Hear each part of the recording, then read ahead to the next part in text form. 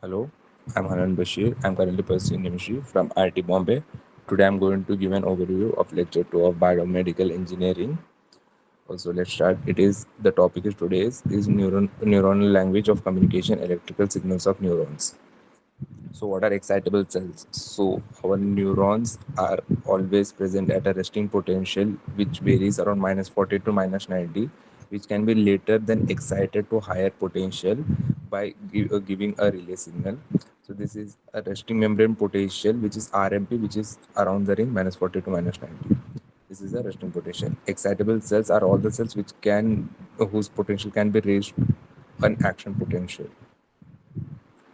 These are the scientists which are given the credit for discovering and working on the nerve cell excitability. This is the basic recording setup for electrophysiology. Then recording the RMP. How do we measure this resting membrane potential? So we insert an electrode which is used to detect the resting membrane potential, and then amplifier is used to detect what is the particular voltage at with respect to time t.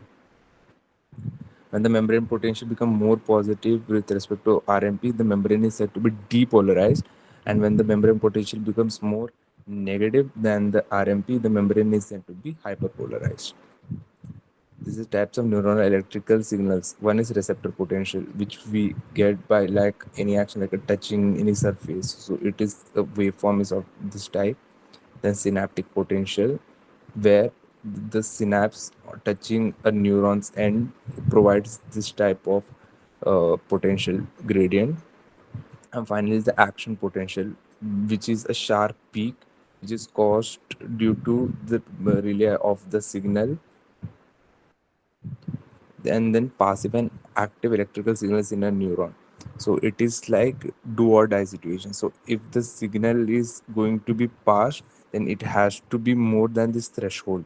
Otherwise, these all are the passive responses. So active responses are carried on, whereas these are subdivided. For AP, intensity of a stimulus is encoded in the frequency of AP. So whatever is the intensity, the number of peaks which we observe represent the intensity.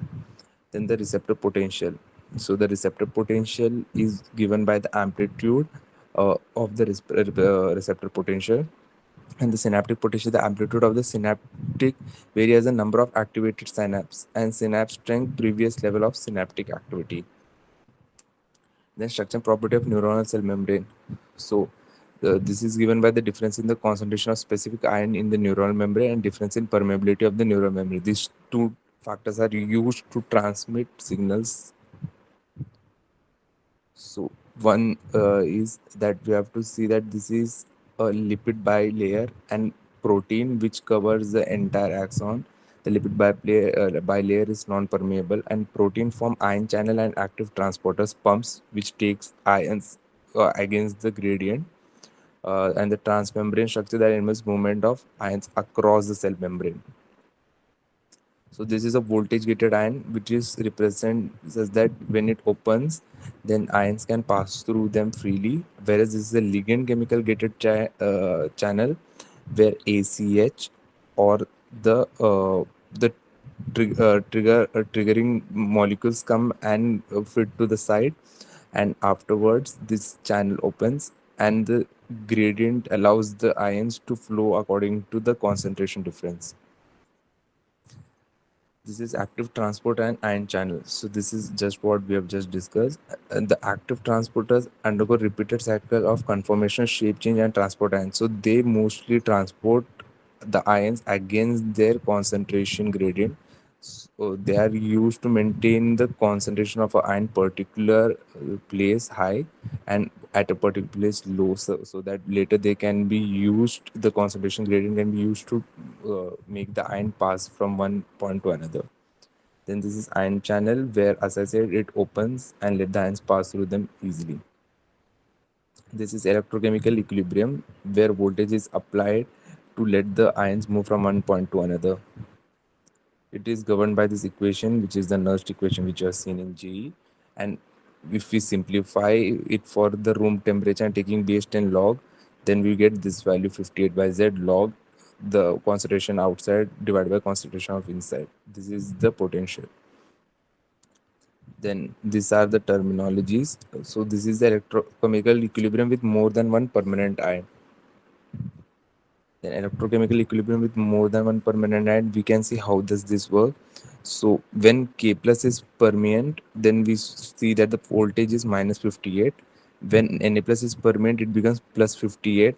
And then later when it comes back for the K plus permeant, then it falls and then we get this peak.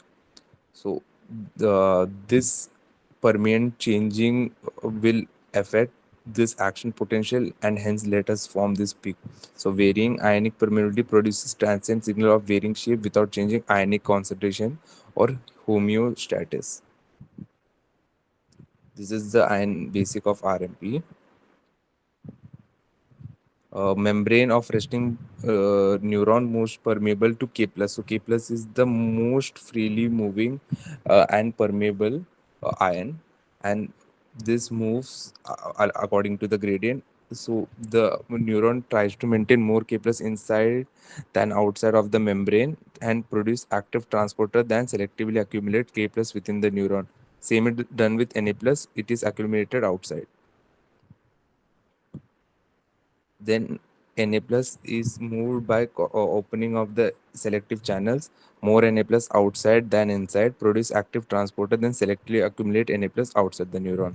This causes Na plus to flow inside the cell. So when Na plus flows inside the cell, the inner resting potential rises, then overshoots, and later it falls down when K plus is used to balance it.